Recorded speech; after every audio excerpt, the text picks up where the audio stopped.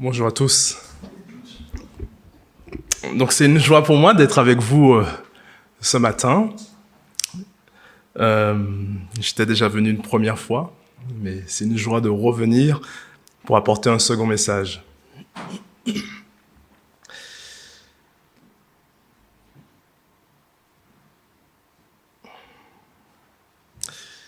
Donc je voudrais remercier le Seigneur d'être présent en ce temps de fête des Pères aussi.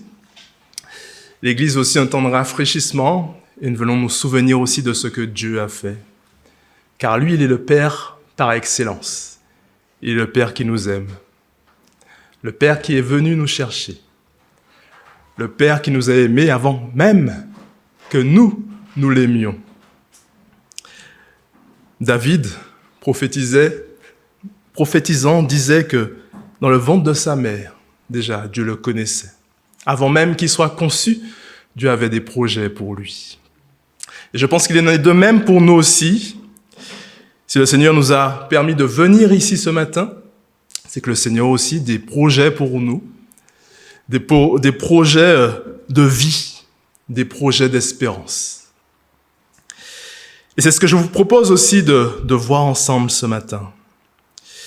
Mais c'est un temps aussi pour ne pas se lasser de voir ce que Dieu a accompli. Ne pas se lasser de voir ce que Dieu a accompli. Et nous allons prier d'abord, avant de débuter. Seigneur, nous voulons te remercier ce matin pour ta présence. Te remercier ce matin pour ta puissance et tout ce que nous allons encore découvrir de toi. Nous voulons te remercier pour qui tu es, ce Dieu glorieux, ce Dieu qui est grand, tout-puissant, majestueux. Ce Dieu qui nous a appelés à le connaître. Ce Dieu qui nous a invités à venir, à rentrer dans sa présence. Et je te prie qu'en ce jour, justement, de fête des Pères, ce soit un temps de joie aussi pour nous, de nous souvenir que tu es le Père par excellence. Notre Père par Jésus-Christ, ton Fils. Notre Père par l'œuvre de ton Fils. Oui, tu nous as invités à te connaître. Tu nous as invités à devenir ton peuple, tes enfants, ton Église. Tu nous as invités dans une nouvelle communauté. Tu nous as invités dans un nouvel exode, un nouveau cheminement à ta suite, à la suite de Jésus-Christ. Et nous te demandons justement de nous permettre de vivre et de mieux comprendre qui tu es, pour vivre à ta suite encore mieux dans la joie, dans cette nouvelle espérance, dans l'attente du royaume de Dieu. Dans cette espérance à venir est déjà présente aussi. Que ce temps de culte soit un temps de ressourcement, car ensuite tu nous envoies dans le monde pour être tes témoins, témoins de la vocation, notre vocation chrétienne, là où nous sommes, là où tu nous as placés. Seigneur, nous te demandons aussi de nous permettre de mieux comprendre qui tu es pour vivre notre vocation chrétienne pleinement, car nous sommes ton peuple, un peuple appelé à vivre dans le monde, non être du monde, mais vivre dans le monde pour témoigner de qui tu es. Nous te demandons ce matin de parler, toucher nos cœurs, de te révéler encore à nous, de nous renouveler peut-être dans notre vie chrétienne, dans notre relation avec toi, si ce n'est pas le cas. Nous avons besoin d'être renouvelés, d'être ressourcés, Seigneur, par ta présence, par ton esprit, Seigneur. Ton esprit qui redonne la vie. Nous te glorifions pour qui tu es ce matin. Au nom de Jésus-Christ, amen. Ne pas se lasser de ce que Dieu a accompli, car on peut se lasser. On peut vivre notre vie chrétienne, on avance, et puis on oublie qui est notre Dieu, qui nous a appelés, ce qu'il a même fait pour nous. On peut se détourner rapidement. Face à des difficultés, face à des épreuves, la peur peut prendre place, le doute peut prendre place. Et souvent, dans ces moments de doute ou de peur, nous pouvons avoir envie de nous confier en autre chose qu'en Dieu et en son Fils Jésus-Christ qui s'est manifesté. Pourtant, le Seigneur nous rappelle qui il est ce matin. Il nous rappelle qu'il est le Dieu souverain, Dieu qui fait grâce, Dieu qui a la toute-puissance, Dieu pleinement souverain. Un Dieu qui, en Jésus-Christ, s'il nous a invités à le connaître et si nous avons accepté, qui marche désormais avec nous. Et nous marchons avec lui. Un Dieu qui souhaite que nous puissions le connaître, et cela parfaitement. Avez-vous déjà assisté à une résurrection? Peut-être que vous allez me dire non. Mais sur YouTube, il y a beaucoup de témoignages, donc de personnes qui disent avoir assisté à des résurrections, ou des personnes qui sont revenues de la mort ou qui étaient dans le coma, qui ont vu des choses. Certes. Mon épouse qui est historienne et archiviste et qui travaille dans une ville non très loin, mais qui visitait une église entre midi et 2 avec ses collègues. Donc à la fin de la visite, il y a une pancarte où c'est indiqué en latin, il y a une indication en latin. Donc elle pose la question, et c'est un homme qui aurait vécu 2 fois. Donc il serait mort 2 fois. Donc son fils revient des champs, et il retrouve son père mort. Donc il va faire déclarer cette mort, et voilà que le père revient à la vie. Le père revient à la vie le lendemain, et donc cet homme va vivre 2 fois. Et puis il va mourir une seconde fois. Il va vivre une nouvelle fois et puis il va mourir une seconde fois. Donc il a vécu 2 vies ou bien il a vécu 2 morts. Mais est-ce que cela a eu des conséquences? Pas vraiment, à part une plaque sur une église catholique. Mais dans l'évangile de Jean où nous allons ce matin, il y a une résurrection, elle, qui va entraîner et avoir plus de conséquences. C'est la résurrection de Lazare. Une résurrection qui va amplifier l'opposition contre le Seigneur Jésus, qui va faire grandir cette opposition et conduisant même à son arrestation et sa crucifixion. Dans cet évangile de Jean, un évangile où Jean nous invite à croire, à comprendre les signes qu'il nous adresse, dont il nous parle dans cet évangile, et ce sont des panneaux indicateurs. Des panneaux indicateurs qui nous signale que quelque chose s'est produit, quelque chose se produit encore aujourd'hui. Des panneaux indicateurs qui nous conduisent au Christ, celui qui accomplit pleinement les prophéties de l'Ancien Testament, celui dont les prophètes parlaient, celui dont par son sacrifice parfait et unique, nous dit l'Épître aux Hébreux, a accompli le pardon des péchés. Le pardon des péchés pour tous ceux qui placent leur confiance en lui. Il est ce Seigneur, ce Sauveur qui appelle encore aujourd'hui beaucoup à être sauvés. Mais c'est un évangile aussi qui nous invite à la foi en Dieu. Face à ce que Dieu fait, réalise dans cet évangile, nous sommes appelés à nous positionner, à faire un pas de foi. On ne peut pas rester sur le côté. C'est un évangile qui nous appelle aussi à la confiance. À la confiance comprenant qui est Dieu, qui est celui qui nous a appelés à le connaître. Chacun de nous avons ce temps ensemble en temps de culte, et par la suite, on retourne dans la semaine à notre travail, dans notre quotidien.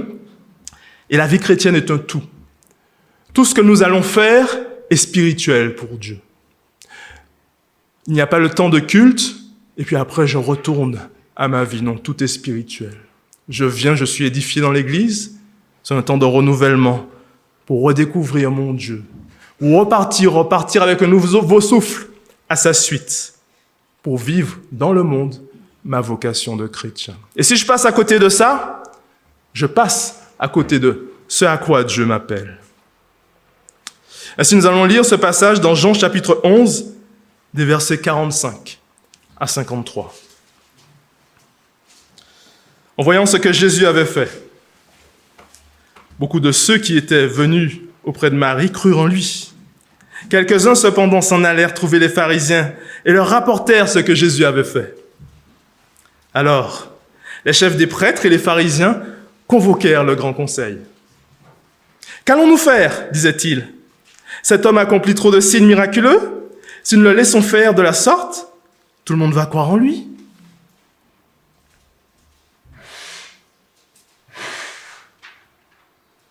Alors les Romains viendront et détruiront notre temple et notre nation. L'un d'eux, qui s'appelait Caïphe et qui était grand prêtre cette année-là, prit la parole. « Vous n'y entendez rien, leur dit-il. Vous ne voyez pas qu'il est de notre intérêt qu'un seul homme meure pour le peuple. pour que la nation entière ne disparaisse pas, tout entière. Or, ce qu'il disait ne venait pas de lui. Mais il était grand prêtre cette année-là, et c'est en cette qualité qu'il déclara sous l'inspiration de Dieu qu'il fallait que Jésus meure pour son peuple. Et ce n'était pas seulement pour son peuple qu'il devait mourir. C'était aussi pour rassembler tous les enfants de Dieu dispersés à travers le monde et les réunir en un seul peuple. C'est ce jour-là que les chefs des Juifs prirent la décision de faire mourir Jésus. Ainsi la parole de Dieu. Je vous propose de voir 3 éléments essentiels dans ce texte et de redécouvrir vraiment ce que Dieu fait. D'abord, s'émerveiller de la toute-puissance de Dieu. S'émerveiller de sa toute-puissance. Ensuite, s'émerveiller de la grâce de Dieu. Et enfin, s'émerveiller de la souveraineté de Dieu. S'émerveiller de la toute-puissance de Dieu. On est dans un évangile de Jean chapitre 11. Et donc, Marthe et Marie, qui sont des amis de Jésus, ainsi Lazare, vont le faire appeler. Il est avec ses disciples pas loin de Béthanie. Son ami Lazare est malade. Et il va rester avec ses disciples plus longtemps. Et puis Lazare va mourir, il va dire à ses disciples, on y va. Jésus va arriver 4 jours après que Lazare ait été enseveli. Donc Lazare, il est bien mort. Les sœurs vont l'accueillir alors que beaucoup de monde sont venus à ce moment à Béthanie. Beaucoup de personnes sont là pour apporter leurs condoléances. Jésus arrive et c'est vrai que la première sœur, Marthe, l'accueille avec virulence. Si tu avais été ici, mon frère ne serait pas mort. Mon frère ne serait pas mort. Elle est en pleurs, c'est la souffrance, on le comprend, c'est le deuil. Mais Jésus va l'encourager à croire. Je suis la résurrection et la vie, lui dit Jésus. Celui qui place toute sa confiance en moi vivra, même s'il meurt. Crois-tu cela? Elle va alors chercher la seconde sœur, Marthe, qui elle à son tour vient rejoindre Jésus alors qu'elle était prostrée à la maison. Elle aussi, c'est les pleurs. C'est cette même Marie qui était aux pieds de Jésus. Donc la seconde sœur, Marie, qui elle aussi l'accueille, mais là encore, il invite à croire. C'est elle qui était aux pieds de Jésus et qu'on retrouve aussi avec ce parfum qui lui versera sur les pieds.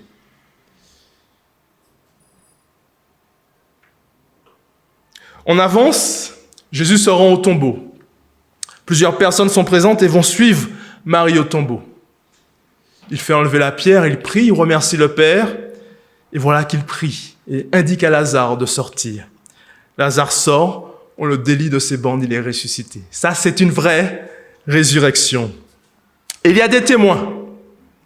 Ce que Jean nous dit là, ce n'est pas des fake news. Ce n'est pas les fake news des témoignages sur YouTube, ça c'est vrai. Il y a de vrais témoins, c'est un témoignage historique. Ce dont nous parle la Bible n'est pas superficiel, ce sont des faits réels. Jean va plus loin, nous donner des dates, des détails, des événements historiques qui se sont produits dans l'histoire de l'humanité. Ce qu'il veut nous dire, c'est que notre foi ne s'appuie pas simplement sur des émotions, mais sur du concret, c'est du solide. Il y a tout là pour nous convaincre à croire. Et si on croit déjà, à faire confiance en Jésus-Christ, en Dieu, de ce qu'il peut faire, ce qu'il accomplit encore aujourd'hui. Lazare est donc bien ressuscité.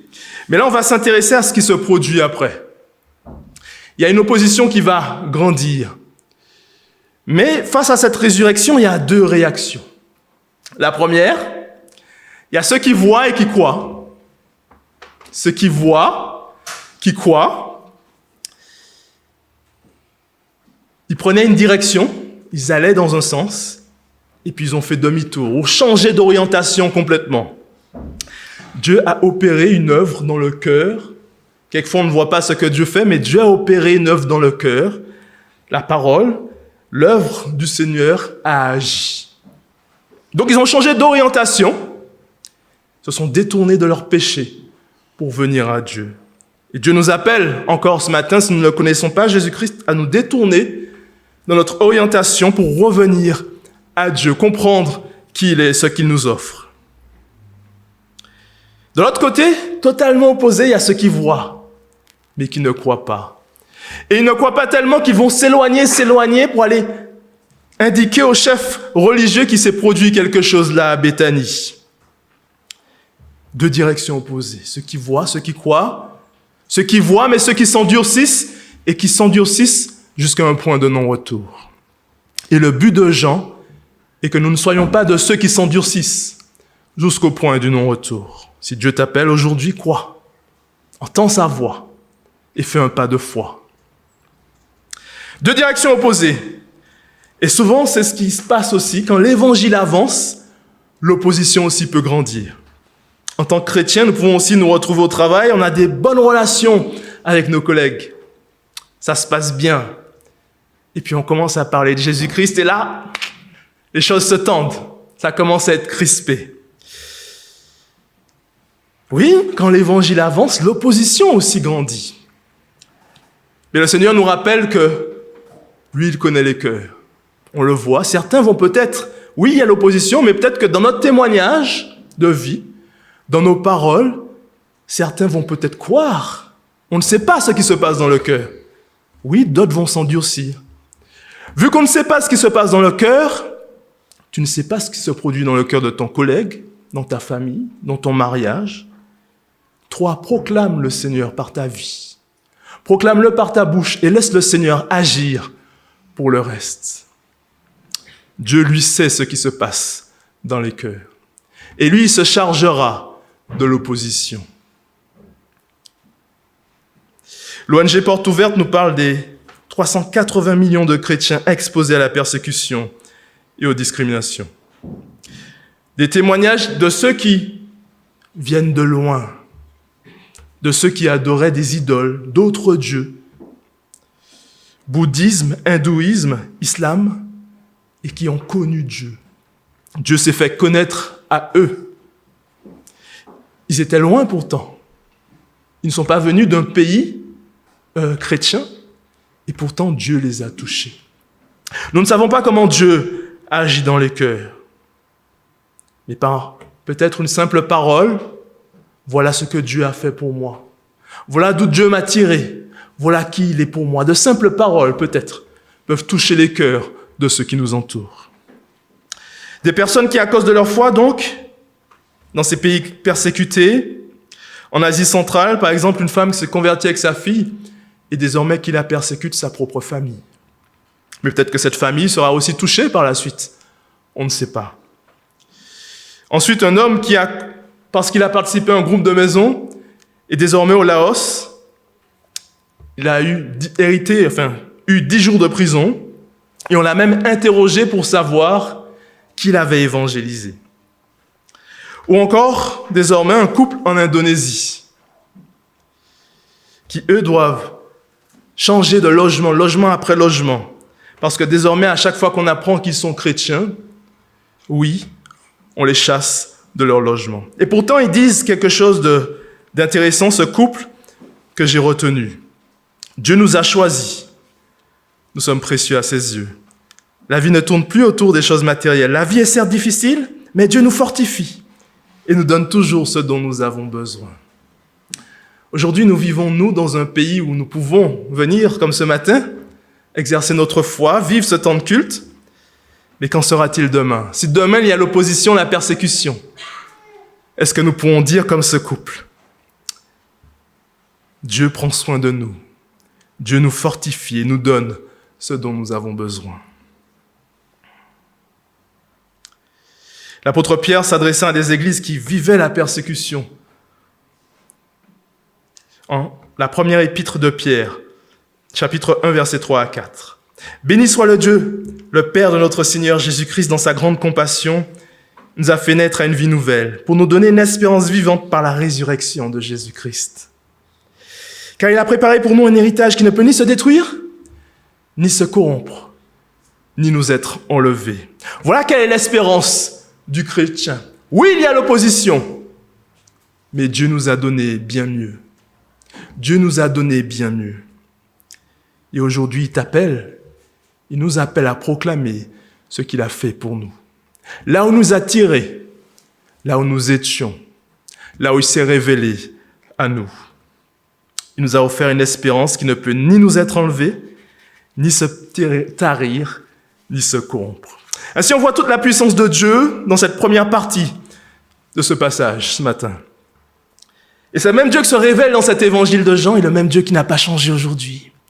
Il agit encore avec puissance. Il nous appelle à lui faire confiance. Il nous appelle à le connaître. Il est Adonai Sabaoth, Dieu des armées, comme on l'appelle souvent dans l'Ancien Testament. Ce Dieu-là qui peut tout, ou là où moi je ne peux rien. Dans mes situations difficiles, il est ce Dieu qui peut débloquer les situations. Il est ce Dieu qui peut intervenir là où moi je ne vois pas la solution. Mais à quoi il m'appelle? À la foi, à la confiance en lui. S'émerveiller de la grâce de Dieu. Nous poursuivons à partir du verset 47. Donc il y en a ceux qui partent et ils vont prévenir les pharisiens et le conseil religieux. Verset 47, alors les chefs des prêtres et les pharisiens convoquèrent le grand conseil. Qu'allons-nous faire, disaient-ils. Cet homme accomplit trop de signes miraculeux. Si nous le laissons faire de la sorte, tout le monde va croire en lui. Alors les Romains viendront et détruiront notre temple et notre nation. L'un d'eux, qui s'appelait Caïphe, verset 49, qui était grand prêtre cette année-là, prit la parole. Vous n'y entendez rien, leur dit-il. Vous ne voyez pas qu'il est de notre intérêt qu'un seul homme meure pour que le peuple tout entier, que la nation ne disparaisse pas tout entière.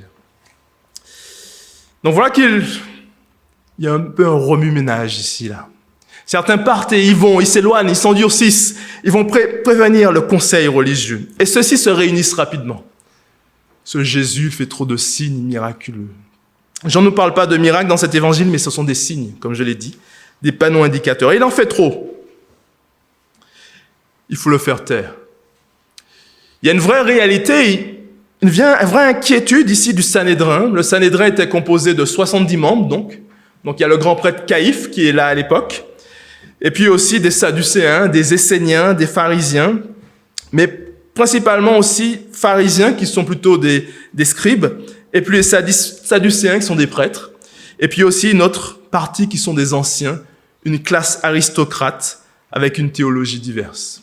Donc 70 membres, et puis il y a le grand prêtre Caïphe qui est là, qui dirige le tout.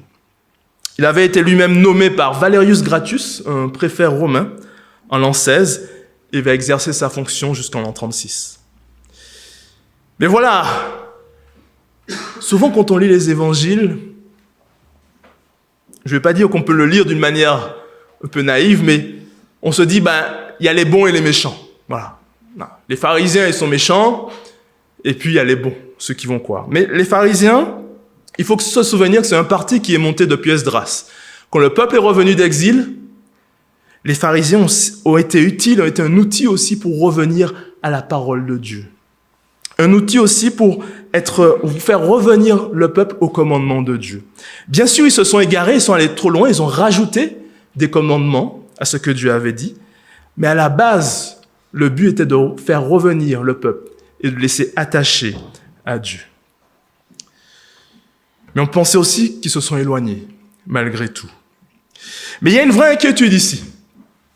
Ils ont peur que les Romains viennent et détruisent le temple, la nation. Dans le passage, en grec, il y a un terme topos.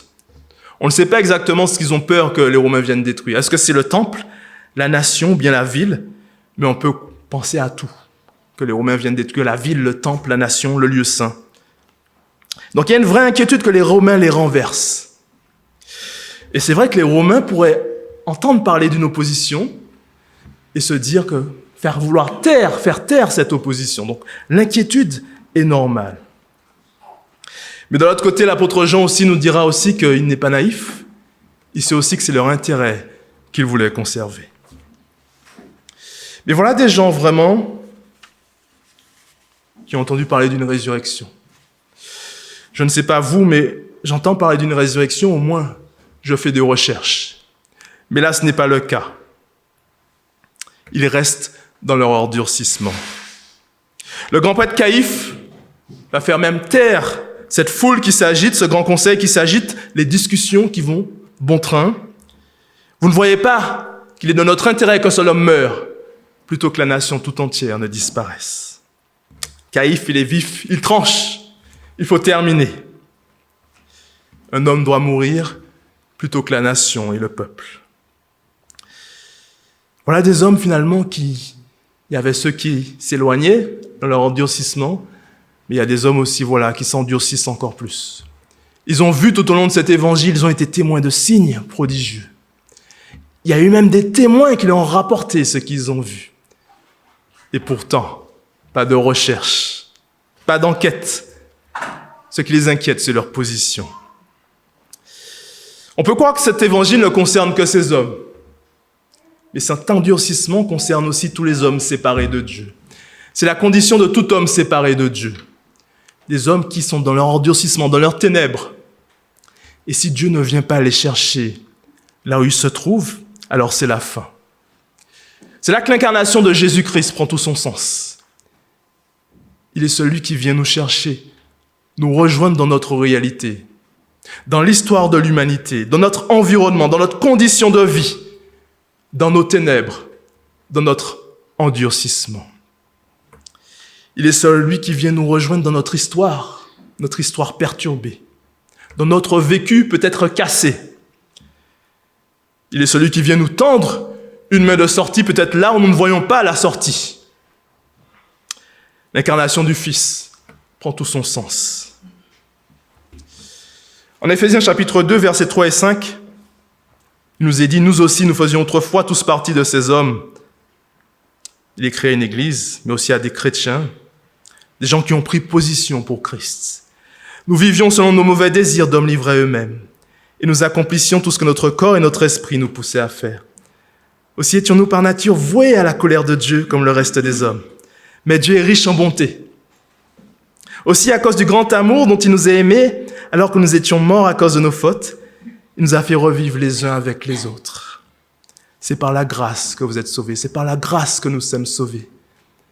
Ce n'est pas par nos œuvres, mais c'est un don de Dieu, un cadeau de Dieu. Si vous entendez la voix de Dieu aujourd'hui, n'endurcissez pas votre cœur. C'est par la grâce que nous sommes sauvés. Dieu vient nous chercher, te chercher dans tes ténèbres.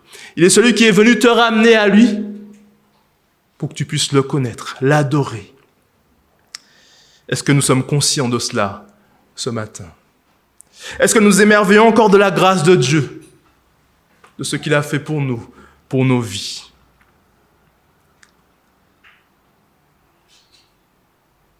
Que le Seigneur puisse nous permettre de continuer à nous émerveiller de qui il est. De nous émerveiller de chaque matin, pouvoir nous approcher de lui. Lui demander de le contempler dans sa parole. De comprendre encore mieux, de mieux en mieux qui il est, ce qu'il a fait et ce qu'il veut pour nos vies.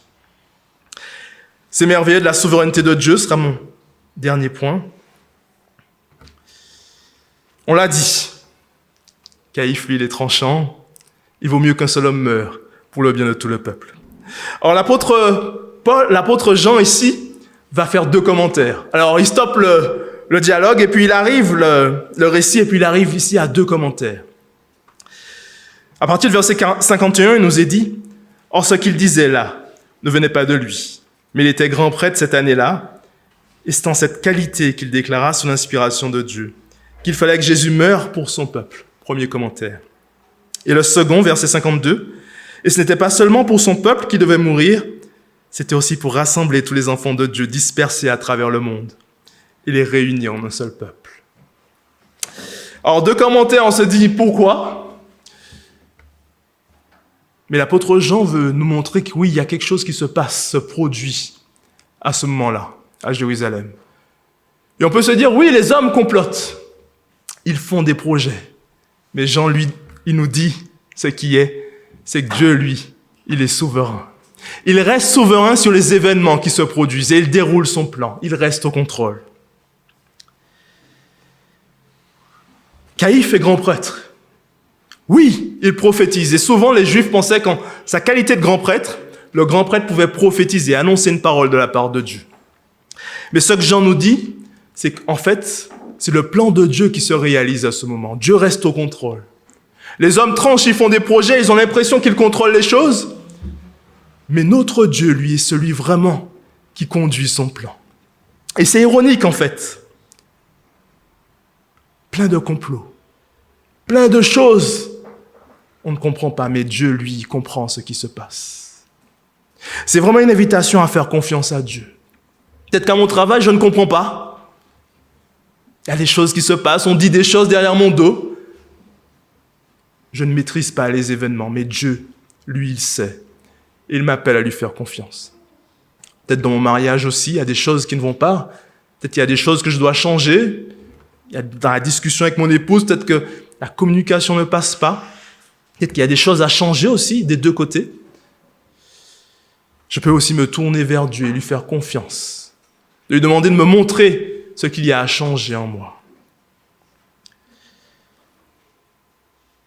Le Seigneur est présent. Il marche avec ceux qui ont placé leur confiance en Jésus-Christ. Il a fait de nous un peuple nouveau, un peuple qui lui appartient. Mais il nous appelle à la confiance. Le deuxième commentaire,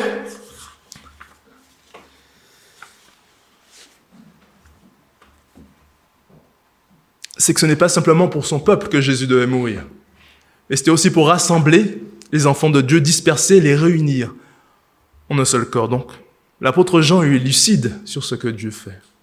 Les hommes, oui, complotent, font des projets, on va l'arrêter, on va le crucifier, mais Dieu nous dit non. C'est le plan de Dieu qui se réalise et Dieu conduit son plan. Le plan de Dieu est que des hommes et des femmes de toute nation puissent connaître Jésus-Christ, devenir un peuple nouveau, un peuple d'adorateurs pour glorifier Dieu. Des hommes et des femmes de toute nation qui l'appellent à le connaître, qui l'appellent au salut. Et si vous êtes devant moi ce matin, une église quand même multiculturelle, c'est que Dieu peut-être vous a appelé aussi à le connaître, vous a invité à le connaître et à faire partie de son peuple. Comme je l'ai dit, s'il vous tend la main encore aujourd'hui, vous n'avez pas fait le pas, ne tardez pas. Dans le même évangile de Jean, nous disait déjà ceci. En Jean chapitre 1, des versets 9 à 12, en parlant de Jésus, « Cette lumière était la véritable lumière qui, en venant dans le monde, éclaire tout homme. Elle était dans le monde, et le monde a été fait par elle, et le monde ne l'a point connue. Elle est venue chez les siens, et les siens ne l'ont point reçue. Mais pourtant, à tous ceux qui l'ont reçue, à ceux qui croient en son nom, elle a donné le pouvoir de devenir enfants de Dieu, lesquels sont nés non du sang, ni de la volonté de la chair, ni de la volonté de l'homme, mais ils sont nés de Dieu, oui, de Dieu. » En Éphésiens chapitre 2, versets 12 et 13, nous est rappelé ceci. « En ce temps-là, vous étiez sans Messie, éloignés de Dieu. Vous n'aviez pas le droit de faire partie du peuple d'Israël. Vous étiez étrangers aux alliances conclues par Dieu pour garantir sa promesse, sans espérance et sans Dieu dans le monde. Mais maintenant, par votre union avec Jésus-Christ, vous qui étiez loin autrefois, vous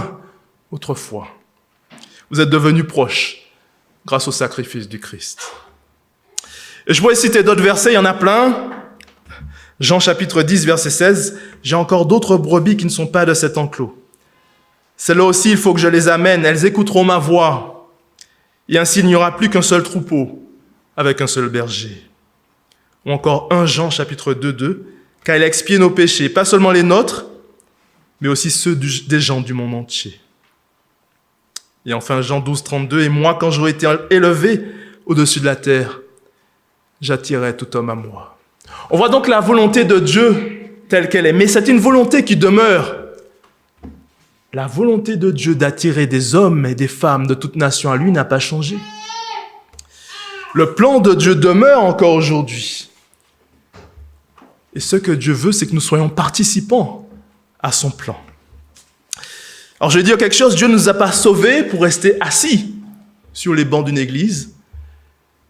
Mais quand Dieu nous sauve et nous appelle, il nous fait participer à une nouvelle vocation, celle de chrétiens.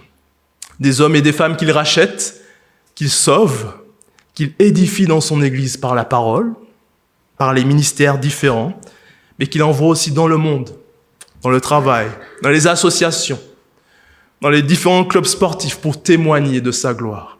Témoigner de qui il est, témoigner de ce qu'il a fait pour moi, pour nous. Témoigner de sa toute-puissance, témoigner de sa grâce entière, témoigner de sa souveraineté. À qui as-tu témoigné de Jésus-Christ cette semaine? À qui avez-vous témoigné de Jésus-Christ cette semaine? À qui allez-vous témoigner de Jésus-Christ la semaine qui arrive? Le Seigneur nous appelle à être participants de son projet. Quelquefois, nous pouvons oublier cela. On peut être centré sur nous-mêmes, centré sur notre Église. C'est notre Église, on est là, on est centré, comme un bunker. Mais ce n'est pas le plan de Dieu. L'Église est un moyen que Dieu utilise pour l'édification de son peuple. La vocation du chrétien est dans le monde. Pas être comme le monde, mais être des lumières et sels pour témoigner de la gloire de Dieu dans le monde. Quelquefois, nous pouvons passer à côté de cette vocation. Et c'est dommage, car nous passons à côté du projet de Dieu pour nous. Tout le monde ne va pas être prédicateur, tout le monde ne va pas être docteur ou faire des études de théologie, mais la vocation du chrétien, la première, elle est dans le témoignage, des témoignages de vie, des témoignages par la parole de Dieu, avec simplement des mots simples. Qui est Dieu pour moi? Là où il est venu me chercher, ce qu'il a fait pour moi dans ma vie. Nous ne sommes pas des chrétiens de compétition, mais simplement des chrétiens appelés par nos paroles simples, nos vies changées, à témoigner de ce que Dieu a fait pour nous. Et c'est quelquefois nous pouvons l'oublier, et nous pouvons prier, Seigneur, voilà mon projet, Seigneur, voici mon projet d'achat, ma maison, Seigneur, voici cela. On est centré sur nous. Peut-être que nous devrions dire, Seigneur, quel est ton projet pour que je puisse y participer? Comment puis-je participer, Seigneur, à l'avancée de ton royaume? Seigneur, comment souhaites-tu m'utiliser pour que des hommes et des femmes qui ne te connaissent pas puissent venir à toi? Pour conclure, on le voit, la révélation de l'évangile avance et il y a une position à prendre. Soit contre, et on s'éloigne, on s'endurcit de plus en plus, soit venir à Jésus-Christ et recevoir la vie qu'il nous offre et la nouvelle espérance. Les hommes peuvent prendre des décisions et des projets, mais Dieu reste souverain. C'est un encouragement pour nous. Déjà dans l'évangélisation, dans notre témoignage, on ne connaît pas le cœur des hommes. Mais Dieu, lui, sait. Toi, simplement proclame, témoigne par ta vie ce que Dieu a fait pour toi. Et laisse le reste à Dieu. L'opposition, il va s'en occuper. Et les cœurs aussi, peut-être endurcis, il en prendra soin. Mais toi, simplement témoigne de ce qu'il a fait pour toi. Le projet de Dieu demeure encore d'actualité. Il appelle des hommes et des femmes à le connaître et il nous rend participants à ce projet. Ambassadeurs du message de l'Évangile, des lettres ouvertes au monde, que Dieu est tout-puissant, que Dieu fait grâce et qu'il est pleinement souverain. Pour terminer, Dieu parle et il agit encore dans ce monde. Mais sommes-nous à l'écoute de ce qu'il dit? Sommes-nous attentifs à ce qu'il fait? Dieu a un projet pour toi, un projet pour nous, mais tu es attentif à ce que Dieu veut faire avec toi. Amen.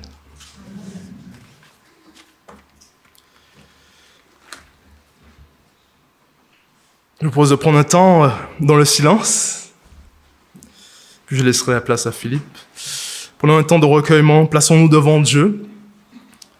Et peut-être que nous avons des choses qui nous sont venues à cœur, peut-être des choses qui remontent, peut-être le Seigneur nous a mis en face de certaines choses.